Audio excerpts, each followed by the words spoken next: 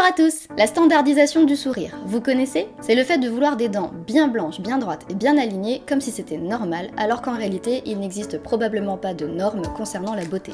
Il existe par contre des sortes de standards que la mode et la société ont tendance à imposer et qui évoluent et changent au fil du temps. Aujourd'hui, dans cette vidéo, j'aimerais vous montrer ce que vous ne voyez peut-être pas quand vous regardez la télé ou les réseaux sociaux. Ces choses qui peuvent des fois vous faire penser que vous êtes imparfait ou qui peuvent vous donner envie de changement, comme de faire un blanchiment dentaire par exemple.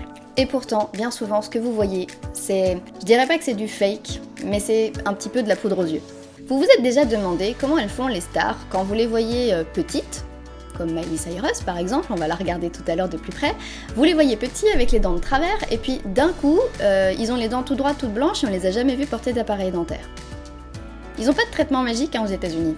Pour ça, du coup, je vous ai préparé quelques photos de stars avec des avant-après, donc quand ils étaient plus jeunes et maintenant, pour vous comparer un petit peu du coup l'évolution d'un point de vue dentaire. Donc, je vais vous en montrer plusieurs. Donc on va commencer, comme je vous ai dit, par Miley Cyrus. Vous l'avez peut-être vu, donc quand elle était plus jeune, par exemple dans Hannah Montana, et par rapport à maintenant. Peut-être qu'il y a eu de l'orthodontie, effectivement, par rapport à l'alignement, mais on peut pas se louper. Si vous regardez par exemple les incisives latérales, donc les plus petites à côté des deux au centre, la forme avant-après, c'est pas du tout la même. Donc dans ce cas-là, en fait, ce qu'elle a fait, c'est ce qu'on appelle des facettes. Je vais quand même vous expliquer rapidement ce que c'est une facette. Une facette, du coup, c'est une restauration prothétique en céramique qui est collée de façon définitive sur la surface généralement avant de votre dent. C'est un peu le principe du faux ongle. On peut changer la forme et la couleur de l'ongle, pareil pour la dent du coup avec ceci.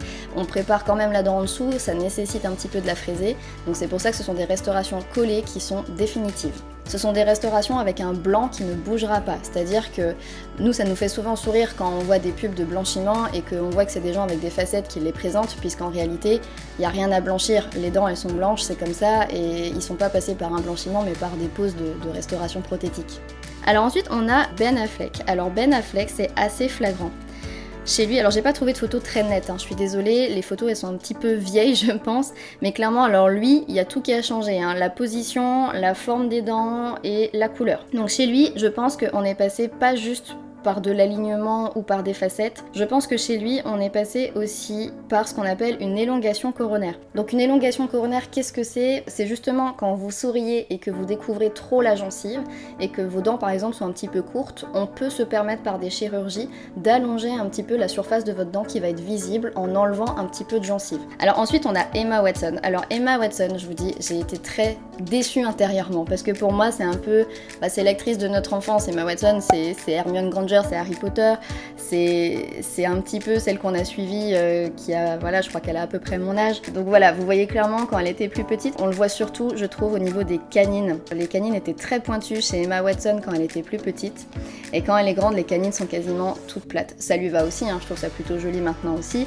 mais c'est pour mon côté, voilà, le mythe de Emma Watson, un peu la femme parfaite, qui incarne plein de choses, elle sait faire les dents aussi. Et du coup, dans la lignée de Harry Potter, moi je vais vous montrer là le changement que j'ai trouvé le plus flagrant, et je pense qu'on a tous remarqué, c'est celui de Matthew Lewis. Alors Matthew Lewis, si je vous dis son nom comme ça, vous savez peut-être pas qui c'est. C'est Neville Londubat dans Harry Potter. Donc Neville Londubat, je pense qu'on a eu toute son évolution dentaire au fil des films de Harry Potter. Donc clairement, lui, il a eu de l'orthodontie, et quand on voit le avant-après chez lui, j'ai pas l'impression qu'il ait fait forcément des facettes. Alors les dents plus blanches c'est sûr, mais j'ai l'impression au niveau de la forme des dents qu'elles sont toujours à peu près pareilles. Alors très souvent les enfants quand ils ont les dents définitives qui poussent, les dents de devant elles ont ces lobes, donc je pense pas que chez lui la différence de forme soit forcément due à des facettes, mais en tout cas chez lui je pense qu'on est tous d'accord pour dire que le changement dentaire, il est vraiment radical.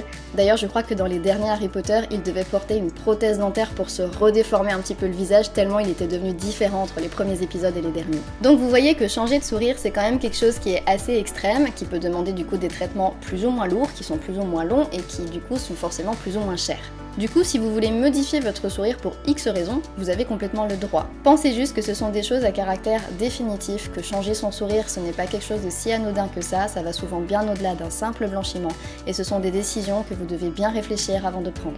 Et puis parce que bien évidemment, vous avez aussi le droit d'avoir un petit défaut et qu'il vous plaît à vous ou à votre entourage. Vous avez par exemple Vanessa Paradis, avec ses dents du bonheur, vous avez Jean Dujardin, qui a des dents pas très droites, mais ça a un charme de ouf, et ces du coup sortes de défauts sont des choses qui font partie de nos personnalités et qui sont tout à fait acceptables aujourd'hui. Moi quand j'ai des gens qui viennent me demander du coup des blanchiments ou des restaurations avec des facettes, avec des couronnes, quand c'est pas du soin, je suis toujours avec eux à peser le pour, à peser le contre, à voir quelles sont leurs motivations, pourquoi, qu'est-ce qu'on peut faire vraiment pour les satisfaire, et ce sera l'objet d'une prochaine vidéo parce que malheureusement, des fois, il y a des pathologies autres qui se cachent derrière ces demandes.